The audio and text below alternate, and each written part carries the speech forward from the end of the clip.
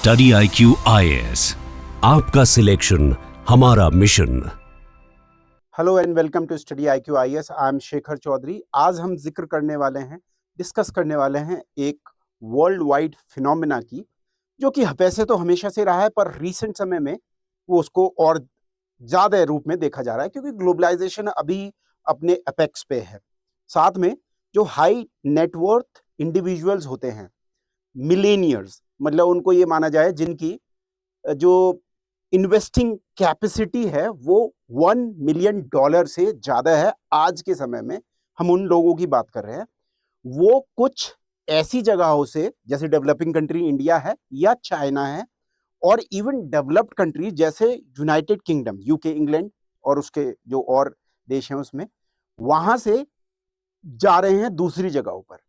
इसके बहुत सारे परिणाम हैं, इसके बहुत सारे कारण हैं, और उनके बहुत सारे आफ्टर इफेक्ट्स होंगे जो उनकी सोसाइटी पे, पॉलिटिक्स पे, इकोनॉमिक्स पे, सब पे पड़ने वाले हैं, इकोनॉमी पे। इसी चीज की हम चर्चा करने वाले हैं। एक कंसल्टेंसी है यूके में स्थित, जिसने एक रिपोर्ट जारी की है, और वो बार बार ऐसी हर साल रिपोर्ट जारी करती रहती है। बेसिकली वो इमिग्रेशन की कंसल्टेंसी है, लोगों को बताती है कहां पर सेटल होना चाहिए। तो वो अपना डेटा बता रही है कि उनके पास ये डेटा है, हेनले एंड पार्टनर्स इसका नाम है, कि टॉप 20 कंट्रीज पिछले साल जो आउटफ्लो हो रहा था, जून तक का डेटा है ये।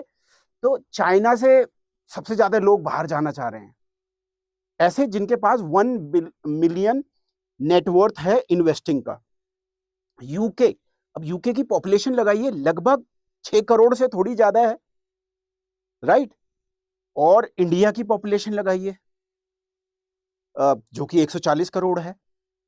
तो यूके से ज्यादा अमीर लोग बाहर जा रहे हैं। ऑब्वियसली वहां अमीर लोग ज्यादा भी हैं, मतलब 1+ मिलियन नेटवर्थ वाले, इन्वेस्टिंग कैपेसिटी वाले ज्यादा हैं।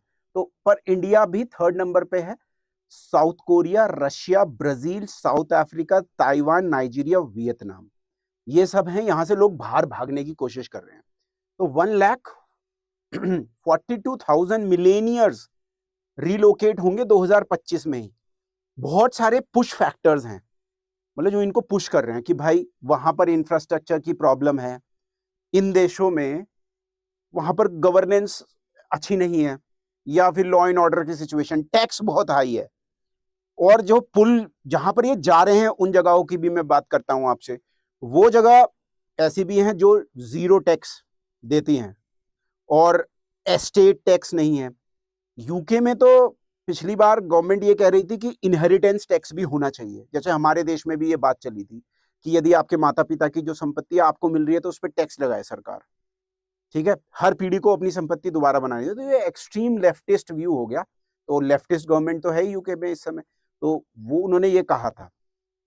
तो क्वालिटी ऑफ लाइफ डिग्रेड हो रही है। क्वालिटी ऑफ लाइफ बहुत अच्छी है, हेल्थ केयर बहुत अच्छा है, एजुकेशन बहुत अच्छा है उन जगहों पे जहां ये लोग जा रहे हैं। अब हम बात करते हैं कि कहां जाना चाह रहे हैं ये लोग। इंडिया की अगर बात करें इन पर्टिकुलर, तो यहां पर है कि 3,500 से भी ज्यादा लोग जाएंगे, ठीक है। ये 2023 और 2024 से कुछ कम संख्या है, पर अभी ये प्रोजेक्टेड है, अभी तो आधा साल बचा हुआ है। तो ये अपने साथ लिक्विड एसेट, क्योंकि हम यहां पर मिलेनियर्स जिनकी बात कर रहे हैं वो है लिक्विड, जो इन्वेस्टमेंट की कैपेसिटी है $1 मिलियन+, उनको मान रहे हैं। ये $26.2 बिलियन को यहां से लेके जाएंगे हमारे देश से। और हमारे देश में भी वही फैक्टर है कि भाई देखो, टैक्स तो बहुत हाई है हमारे देश में, सुविधाएं कैसी हैं आपको पता ही है, और stability, better health care, education, environment. अब एक बहुत बड़ी समस्या जो डेवलपिंग कंट्रीज में हर जगह देखने को मिलती है, वो है कि यहां पर इंफ्रास्ट्रक्चर अच्छा नहीं होता है, ठीक है। फिर यहां पर जो सोशल इंटीग्रेशन है वो सही से नहीं हो पाया है। तो यहां पर एक स्थिति बनी रहती है जहां पर हमेशा एक रिवोल्ट आपको देखने को मिलेगा, पब्लिक प्लेसेस पे वॉयलेंस देखने को मिलेगा, तोड़ा फोड़ी देखने को मिलेगी। अगर आप बहुत रिच भी हैं इंडिया में, ठीक है, आपने एक आइलैंड ऑफ रिचनेस में आप रह रहे हैं, आपका फ्लैट है 100 करोड़ रुपए का, ऐसे भी फ्लैट आ गए हैं ना, दिल्ली एनसीआर में है, और मुंबई की साइड भी है, नॉट दिल्ली, ठीक है। तो आप इस इलाके में रहते हैं जहां पर बहुत पेड़ पौधे हैं, स्वच्छ हवा है। जैसे ही आप बाहर निकलते हैं, आपको ये जो पब्लिक गुड्स हैं, ये सबके साथ साथ जो शेयर करने वाली गुड्स हैं, जैसे रोड, ट्रैफिक सिग्नल, यहाँ पर आपको देखेगा आप महंगी गाड़ी में भी जा रहे हैं, आप में कोई ठोक देगा, गाड़ी को मार देगा, क्योंकि लैक ऑफ सिविक सेंस है, सिविक सेंस की कमी है और इंफ्रास्ट्रक्चर उतना नहीं है, ठीक है। और यहाँ पर बहुत सारी चीजें, पॉलिटिकल इंस्टेबिलिटी है, जैसे एक सरकार आएगी तो वो क्या होगी, प्रो बिजनेस होगी, दूसरी सरकार आएगी वो बिजनेस वालों को और अमीर लोगों को इतना क्रिटिसाइज करेगी कि वो कहेगी एक्स्ट्रा बिल्कुल लेफ्टिस्ट गवर्नमेंट हो जाएगी, तो ये कहेगी कि बिग बिजनेस को रोक लगाओ। अब बिना बिजनेस के जो कैपिटलिज्म है उसमें तो नहीं सर्वाइव हो सकते, तो ऐसे लोग सोचते हैं मैं अपना पैसा क्यों फंसाऊं, तो मेरे लिए बेटर प्रोस्पेक्ट्स हैं। अब AQI आपकी 600-700 प्लस जा रही है, तो ऐसे पैसे का आप करेंगे क्या?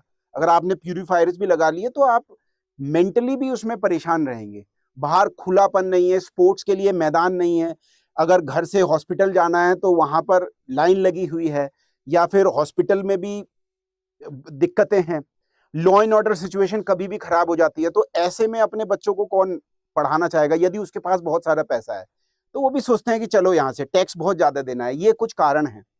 अब देखिए जो नई जगहें उभर रही हैं उनमें कुछ अनएक्सपेक्टेड जगहें भी हैं, देखिए जैसे UAE है, ये टॉप पे रहा है, सऊदी अरेबिया भी एक प्रमुख डेस्टिनेशन है जहां लोग जाना चाहते हैं। इसके अलावा ट्रेडिशनल जहां लोगों को अट्रैक्ट करता है USA भी है, बशर्ते USA से भी आउटफ्लो हो रहा है अभी UAE की तरफ, और UK से भी हो रहा है, पर USA में फिर भी लोग जाना चाहते हैं, सिंगापुर में लोग जाना चाहते हैं, ग्रीस में लोग जाना चाहते हैं, स्विट्जरलैंड में जाना चाहते हैं, और यूरोप के कुछ जो सदर्न यूरोप में कंट्रीज हैं वहां जाना चाहते हैं।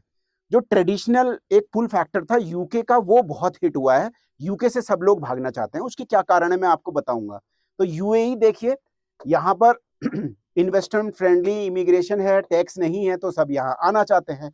इसके अलावा USA भी ऐसा ही है, और इटली, पोर्चुगल, ग्रीस भी है, लाइफस्टाइल बहुत अच्छा है, और यहाँ पर मेडिटेरेनियन वेदर है, खाने पीने की कोई कमी नहीं है, पॉपुलेशन कम है, लड़ाई तो अब होती नहीं है सेकेंड वर्ल्ड वॉर के बाद। यूरोप तो लार्जली, अगर यूक्रेन और रशिया को हटा दें तो लार्जली सेफ ही रहा है, या फिर हम ये जो 1990s में आपका यूगोस्लाविया का विघटन हुआ था, उसके अलावा अगर बात करें तो ज्यादा प्रॉब्लम नहीं है यहाँ पर। और इकोसिस्टम USA में भी बढ़िया है, मिलेनियर्स बहुत सारे यहाँ पर भी आ जाना चाहते हैं, तो ये है। तो ये क्यों ऐसे देश बन के उभरे हैं, इनकी क्या खासियत है वो भी मैं आपको बताता हूँ। देखिए यहाँ पर जो ये जगहें हैं, इनका लॉ एंड ऑर्डर बहुत अच्छा है।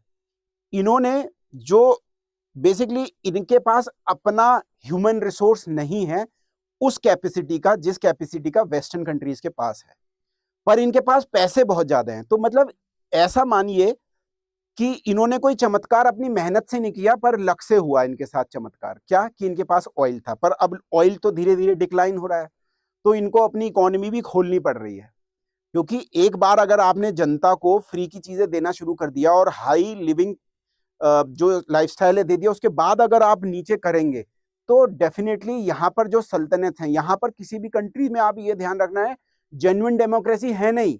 इजराइल के अलावा मिडिल ईस्ट में कहीं भी डेमोक्रेसी नहीं है, राइट। इजराइल ही एक ऐसी कंट्री है जहां पर ट्रूली डेमोक्रेसी है, वहां first past the post system नहीं है, पर फिर भी राइट ट्रूली डेमोक्रेसी है। बहुत फ्रैक्चर्ड पॉलिटिक्स रहती है वहां पर, मिली जुली सरकारें बनती हैं, पर इनमें तो वही नहीं है, ये तो सल्तनत है, यहाँ तो सुल्तान है, ठीक है। पर फिर भी लोग इसलिए जाना चाहते हैं और ये खुद लाना चाहते हैं, क्योंकि इनके यहाँ पर आप देखेंगे बहुत कोई कटिंग एज पर रिसर्च नहीं होता।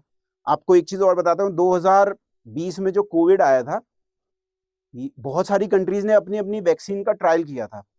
इन कंट्रीज में कोई भी ऐसी कंट्री नहीं थी जो वैक्सीन के ट्रायल को भी पूरा कर सके, इररिस्पेक्टिव ऑफ द फैक्ट इनकी जो पर कैपिटा इनकम है भारत से हो सकता है 25-30 गुना भी ज्यादा हो। भारत की $2300-2400 के करीब होगी पर कैपिटा, इनकी हो सकता है उससे 20 गुना भी ज्यादा हो, ठीक है, पर फिर भी 20-30 गुना ज्यादा हो, ये नहीं कर पाए थे। तो यहाँ पर लैक ऑफ ह्यूमन रिसोर्स है, ये इनको ह्यूमन रिसोर्स का फायदा होगा। यहाँ पर जो इन्वेस्टमेंट है वो वेस्टर्न कंट्रीज का है, USA और यूरोप के बिना इन्वेस्टमेंट के यहाँ पर कुछ चल नहीं सकता। यहाँ पर यूनिवर्सिटीज भी, तो अमेरिकन यूनिवर्सिटीज भी हैं यहाँ पर, तो ये कारण है। और फिर इन्होंने देख के अपने सिस्टम्स भी डेवलप करे हैं, but still they can not match the man power और the capacity like USA have.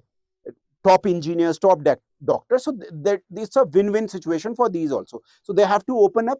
They are also shedding their earlier जो इनका एक विमेन को इक्वालिटी ना देने का एक सिनेरियो था, ड्राइविंग नहीं कर सकते सऊदी अरब में, वोटिंग नहीं कर सकती थी विमेन, वो भी शेड अप हो रहा है। कुछ एनक्लेव्स तो बिल्कुल दुबई के ऐसे हैं जो वेस्टर्न कंट्रीज से भी ज्यादा ओपन हैं, बीचेस ऐसे हैं आपको लगेगा कि आप वेस्ट कंट्रीज में आ गए हैं। जो स्विमिंग कॉस्ट्यूम्स होते हैं वो सब ओपनली लोग पहनते हैं। पब्लिक एडमिनिस्ट्रेशन का जो बैच है वो 12 तारीख से शुरू हो रहा है। 14,999 इसकी फीस रहेगी। पब्लिक एडमिनिस्ट्रेशन एक ऐसा सब्जेक्ट है जो कि आपको बहुत फायदा पहुंचाएगा जीएस में भी। पब्लिक एडमिनिस्ट्रेशन में हम शासन, प्रशासन, सिविल सर्विसेज, डीएम का रोल, आईपीएस का रोल, एसएसपी का रोल, एसडीएम, बीडीओ, सीडीओ, ये क्या कार्य करते हैं, डिस्ट्रिक्ट एडमिनिस्ट्रेशन कैसे होता है, लॉ एंड ऑर्डर कैसे मैनेज होती है, इलेक्शन कैसे कराए जाते हैं, इन चीजों को भी पढ़ते हैं जो आपको लबासना में ट्रेनिंग करने के बाद या हैदराबाद में आईपीएस की ट्रेनिंग करने के बाद ग्राउंड पे करनी है। साथ में पब्लिक एडमिनिस्ट्रेशन जो है आपको गवर्नेंस में बहुत सहायता करेगा, यहाँ तक कि गवर्नेंस आपको पढ़ने की जरूरत नहीं है। इंटरनल सिक्योरिटी आप 90% तक ये समझिए आपको पढ़ने की जरूरत नहीं है, करंट के एस्पेक्ट पढ़ने पड़ेंगे, क्योंकि लॉ एंड ऑर्डर एडमिनिस्ट्रेशन में हम सब कुछ पढ़ते हैं, इंसर्जेंसी से लेके साइबर अपराध, सब इसके ड्रग्स और सब। फिर आपका फायदा करेगा ये डिजास्टर मैनेजमेंट में, और आपको फायदा करेगा एथिक्स में और पॉलिटी के पेपर में, क्योंकि केस स्टडीज होंगी, डिस्ट्रिक्ट मैजिस्ट्रेट ने क्या कहा किया, किन लोगों को पब्लिक एडमिनिस्ट्रेशन एक्सीलेंस अवार्ड मिले 2024 के, वो भी होगा 2025 में 21 अप्रैल को सिविल सर्विसेज डे पे किन लोगों को मिले। तो ये सारी चीजें आपको यहाँ पर मिलेंगी, ठीक है। और साथ में मैं पब्लिक एडमिनिस्ट्रेशन पढ़ाता हूँ, साथ में मेरा अपना अनुभव है पब्लिक एडमिनिस्ट्रेशन को ग्राउंड पे जीने का भी। मैं पीसीएस ऑफिसर था उत्तर प्रदेश में 2015 के बैच में, 2 साल की मैंने जॉब करी वहां पर, उसके बाद मैं पढ़ाने में हूँ। सो that is how it will have the part, that is the action part and the academic part, both of them would be in your studies while you will be having classes. So it would be a win-win situation. 12th of July, new batch is starting. So in case you have any of the doubts, शंकाएं हैं, उनका समाधान के लिए आप मेरे साथ जुड़ सकते हैं पब्लिक एड बाय शेखर पे, टेलीग्राम पे। अब देखिए मैं बताता हूं कि मुस्लिम नेशन जो यूएई है वो मैग्नेट कैसे बन रहा है। देखिए ये यूएई की रियल पिक्चर है। अब आप इसको देखें, क्या स्काई लाइन है, यहाँ पर बुर्ज खलीफा आपको दिखाई दे रहा है, बड़ी बड़ी बिल्डिंग हैं, कितनी शानदार रोडें हैं, लग रहा है कि बहुत ही अच्छा इंफ्रास्ट्रक्चर है। तो यहाँ पर टॉप डेस्टिनेशन है, वर्ल्ड के रिचेस्ट लोग यहाँ जाना चाहते हैं। इट अपील 0% इनकम टैक्स है, इंफ्रास्ट्रक्चर बहुत बढ़िया है, ग्लोबल कनेक्टिविटी है, इन्वेस्टर्स वीजा दे रहे हैं कि आप आइए और आपको तुरंत वीजा भी मिल जाएगा, आना जाना हो जाएगा, बहुत अच्छा। लॉ एंड ऑर्डर की सिचुएशन बहुत बढ़िया है। आपने कभी मतलब अगर देखे सऊदी अरब वगैरह में 70s 80s में कोई लास्ट टेररिस्ट अटैक ऐसा हुआ होगा, उसके बाद होता नहीं है। रेडिकलाइजेशन को ये बढ़ने नहीं देते हैं। यहाँ पर पब्लिक प्रोटेस्ट, घेराव कर दो, थाने में आग लगा दो और रेल रोक दो, सड़क रोक दो और सो जाओ उस पे, टेंट लगा दो, ऐसी चीजें नहीं देखने को मिलेंगी। स्मूथ ट्रांजैक्शन है, ठीक है। तो जगह भी बहुत है इनके पास, डेजर्ट है पर उन्होंने ग्रीनरी भी करी है और बहुत अच्छे सिस्टम्स लगाए हैं, सब चीजें बहुत ही ऑर्गेनाइज्ड हैं, स्ट्रीमलाइंड हैं। यहाँ पर लोग जाना चाहते हैं और धीरे धीरे ये जो जगहें हैं वो अपने जो ट्रेडिशनल आउटलुक है उसको भी चेंज कर रही हैं, एकोमोडेटिव बन रही हैं, और ये बहुत अच्छी बात है क्योंकि हमें एक मिक्स्ड वर्ल्ड मिलेगा जहां पर डाइवर्सिटी होगी। यहाँ पर सबसे कम डाइवर्सिटी है in terms of religious diversity और ओपननेस पूरी दुनिया में, पर ये कंट्रीज अब बदल रही हैं। और अगर हम यूके की बात करें, यूके में ऐसा क्या हुआ कि इनकी हालत खराब हो गई। देखिए एक तो ये ब्रेग्जिट हुआ, ब्रेग्जिट होने से जो यूरोप का एक फ्लेवर था वो कम हुआ है, इंटीग्रेशन कम हुआ है, ठीक है। और यूके लार्जेस्ट नंबर ऑफ लोग यहां से निकल के बाहर भाग रहे हैं। रीजन क्या है? इनहेरिटेंस टैक्स की बात ये कर रहे थे, कैपिटल गेन्स टैक्स तो है ही यहाँ पर, तो इससे लोग डरे हुए हैं। इकोनॉमिक अनसर्टिनिटी है, इनका जो ग्रोथ रेट रहता है 2%, 1%, 3% ऐसा रहता है, तो ये तो बहुत ही कम है। अगर आप इन्वेस्टमेंट कर रहे हो यहाँ के शेयर मार्केट में या पैसा लगा रहे हो, आपकी जो संपत्ति है कम हिसाब से बढ़ेगी। दूसरा, यहाँ पर हमने ये देखा है कि इलीगल इमिग्रेशन और इमिग्रेशन इतना कराया है कि यहाँ पर जो डाइवर्सिटी का कॉन्सेप्ट था उसमें Europe is in a way dying. एक किताब भी है, strange death of Europe, I think जी। और वो बात करती है इसकी कि धीरे धीरे जो माइग्रेशन हो रहा है और जो माइग्रेटिंग कम्युनिटी है यहाँ पर, उनकी जो बर्थ रेट है वो जो यहाँ पर जो ब्रिटिश वाइट्स हैं उनकी बर्थ रेट से तिगुनी चौगुनी है। लगातार पॉपुलेशन का डिक्लाइन हो रहा है।